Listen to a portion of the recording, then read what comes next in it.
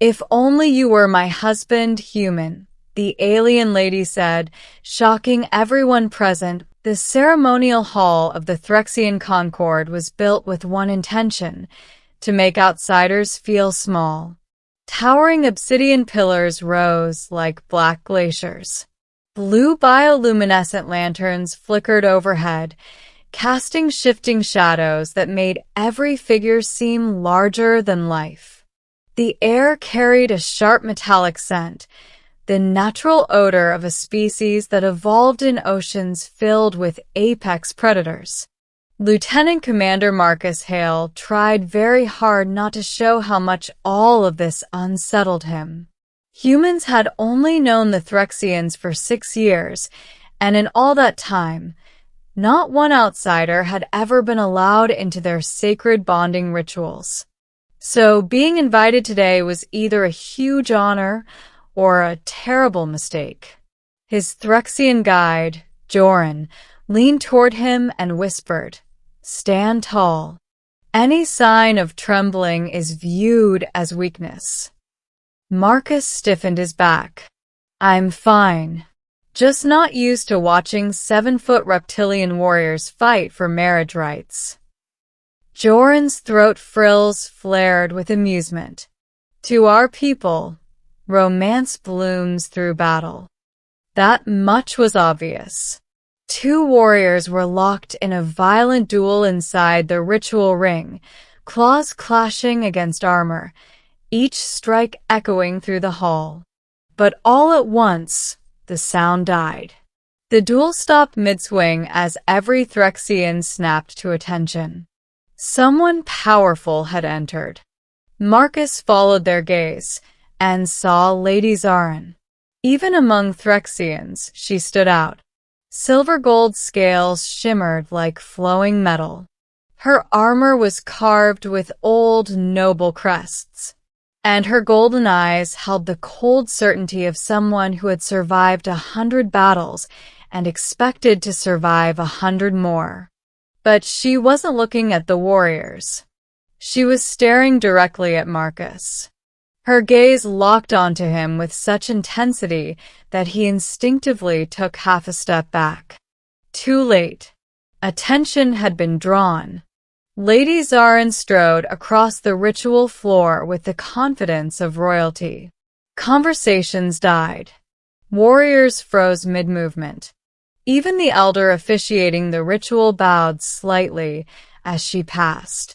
She stopped inches from Marcus. "Human Marcus Hale," she said, her deep voice resonating like rolling thunder. He swallowed. "Yes, ma'am? I'm here?" She leaned in, inhaling the air around him, a method Threxians used to read emotional scent cues. Marcus kept perfectly still, though every instinct screamed at him to run. Then she said the words that detonated the hall. "If only you were my husband, human." The reaction was instant and violent. Gasps. Hissing. A clatter as a warrior dropped his ceremonial blade. Someone in the corner fainted. Even Joran slapped both hands over his face. Marcus blinked rapidly. "I'm sorry, what?" Lady Zarin spoke proudly, without a hint of embarrassment. "You possess steadiness, an unshaken spirit, qualities of a worthy mate." Before Marcus could reply or pass out, an elderly Threxian pushed through the crowd. Her scales, white with age, marked her as an elder of high authority. "You, human," she said sharply, "have disrupted our ritual." Marcus threw his hands up. "I haven't done anything. I was just standing here." "You drew the noblewoman's intention," the elder countered. "This upsets the balance of the sacred ceremony." Lady Zarin growled, a low rumble that made the younger warriors step back. "He is not at fault. I spoke first." But the elder only slammed her staff on the ground. To restore order, The human must undergo the trial of courage. Joran grabbed Marcus's sleeve. Decline it. Humans are not made for this trial. You'll die. Marcus looked at Lady Zarin. Her proud shoulders were stiff. Her jaw clenched. He saw it. If he rejected the trial, she would bear the shame. Not because she desired him, but because his refusal would mean she had proclaimed interest in someone unworthy. Marcus took a slow breath. Elder, he said, voice steady. I accept the trial. Chaos exploded again. Shouts. Hissing. Shock. But the decision was made. The trial chamber was a circular stone arena carved into ancient rock. The ground was scratched with claw marks, stained with dried blood from centuries of tests. Torches flickered along the walls, casting long shadows. Marcus's opponent didn't walk in, it lumbered. A warden beast, covered in bone-like plating, its jaws lined with uneven, serrated teeth. It towered over Marcus by several feet. Even the Threxian warriors tensed at the sight. That thing is your test, Joran whispered from the sidelines. It hunts fear. Wonderful. The elder raised her staff. Begin. The beast charged immediately. Marcus dove aside, rolling across the sand just as its claws scraped the stone where he had stood. The crowd muttered, surprised the human had dodged it all. The creature turned, roaring loud enough to shake dust from the ceiling, and charged again. Marcus sprinted toward the wall, leapt, and pushed off it to change direction. Pain shot through both legs, but he stayed up. On the third charge, he wasn't fast enough. The beast's shoulder slammed into him like a truck. Marcus hit the ground hard, breath knocked out of him. Lady Zarin shouted, "Stop the trial. He is injured." But Marcus raised a trembling hand. "No, not done." The warden beast lumbered closer, sensing weakness.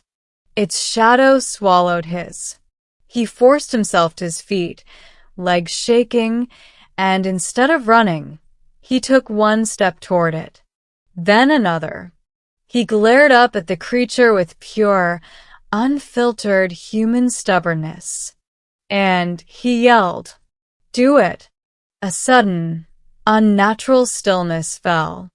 The beast froze. Every Threxian knew what was happening. Humans came from a death world. Their predators were relentless. Their instincts were ancient. Something deep inside Marcus, something primal, flared up in his eyes. The warden beast recognized it and backed away. The hall erupted in stunned outcry.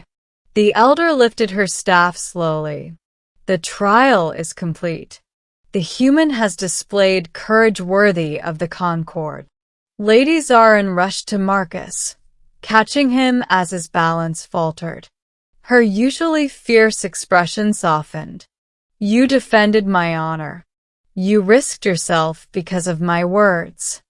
Marcus managed a small, dazed grin. "I wasn't trying to win, just trying to do what's right." Then he turned to the assembled Threxians. "Lady Zarin, I can't accept your mating proclamation, but I honor you, and I accept your friendship with pride." Gasps, followed by something no one had ever seen. A noble Threxian bowing to a human. The elder raised her staff once more. "Let it be known, Marcus Hale is now friend of the Concord. His honor shall not be questioned." This time, the cheers shook the hall. Later, at the landing platform, Zarin approached quietly. "You leave too soon," she said. "Duty calls," Marcus replied with a smile. She clasped his forearm. a gesture that carried deep meaning. "If fate were different," she said softly, "perhaps you truly would have been my mate." Marcus chuckled. "And you'd have thrown me into more of those trials?" Her fanged smile gleamed. Without hesitation, they parted not as lovers, but as warriors who had earned each other's respect. And as Marcus boarded his ship, he realized something. Out among the stars, humanity had a reputation for doing the impossible, especially when standing their ground mattered most. End.